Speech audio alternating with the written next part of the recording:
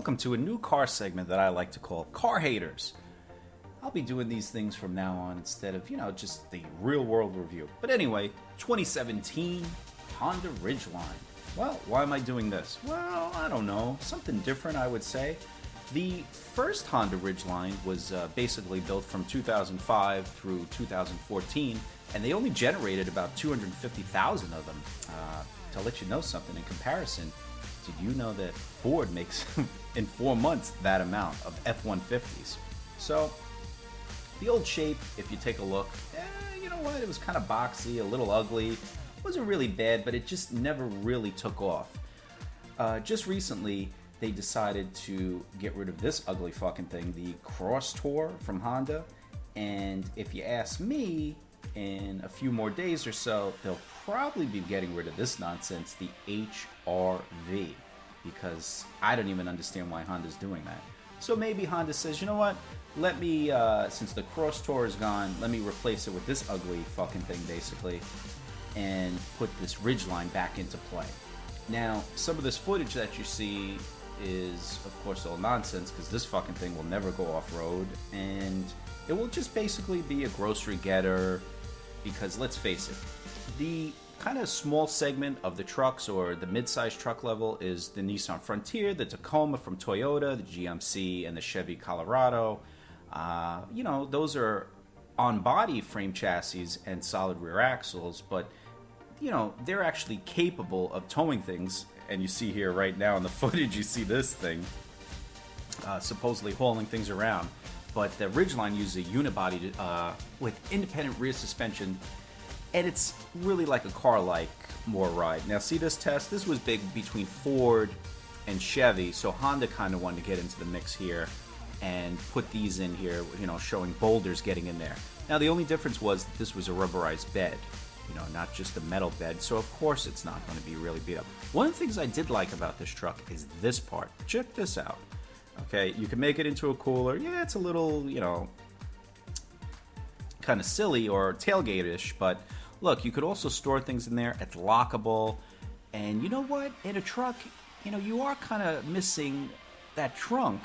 And, why'd you buy a truck? I don't know. But that was one of the things that I was pretty impressed with, was the rear body underneath, that you could actually utilize that space. Interior-wise, pretty nice, I have to say. A little bit too nice for basically hauling things around, but look, people aren't actually going to haul anything real deal in this Ridgeline. Good looking interior, seats can fold down, you want to put something in there, TV. I even saw a thing where there was a bicycle in the back seat, a mountain bike, Must be pretty tight in there, you're probably going to basically mess up this nice interior. Instrumentation, nice and clear. One of the things is, there's no real speedometer, analog rather, so it's all digital in the middle, but you do have a tach with the old-fashioned. In the middle, of course, every car today is coming with all the goodies. You got your nav, your Honda Link, and everything else. Cargo light, it has crash, collision, all that good stuff. And, of course, you could just set yourself up on your phone. Backup camera, all those amenities. Basically every car company is going to have a backup camera anyway by law, so that's the new thing. Audio, smartphone connectivity, all that good stuff. And, you're ready to navigate and do what you got to do. Now, one of the things there, it says truck bed audio, which was pretty cool too. Who cares about the phone?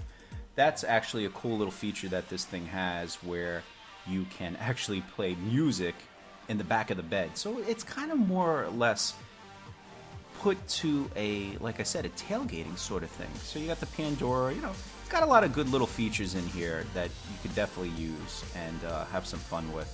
So that's the thing. Now, kind of easy to use. Basically, I guess that's the Apple nonsense or whatever. Of course, I use Android, so whatever it is, it is. But look, it's an easy interface for people to use, and they'll be definitely happy about this, especially these Apple nerds. Now, they do have an Android interface also, I've heard, but, whatever. It's basically the same shit anyway. What's the fucking difference? Anyway, will this Ridgeline survive? Well, let's put it this way. It is pretty powerful. It's got 280 horsepower from that V6 3.5 liter, and it does 0 to 60, believe it or not, in under 7 seconds. That's pretty fast. 262 pounds of torque, and gas mileage isn't bad at all. 18 city, 25 highway. Now here's the very expensive one, the Black Edition. This one here, prices range from $29,000 to basically $43,000 for this Black Edition. That's a lot of money. Black Edition is all blacked out, of course. Painted alloys, grille, body bits, you got the red stitching. So it's a lot of money. Look, intelligent traction it has and all this other stuff.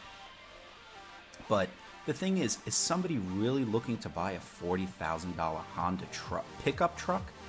The Pilot has come a long way. I don't necessarily like it. I think it's really fucking ugly. But yet, at least you have the versatility of the rear. Alright? So that's something that has to be thought of because, hey, this is big bucks. Anyway, hope you like this little preview of the Honda Ridgeline. Follow us on all my social networks and check us out.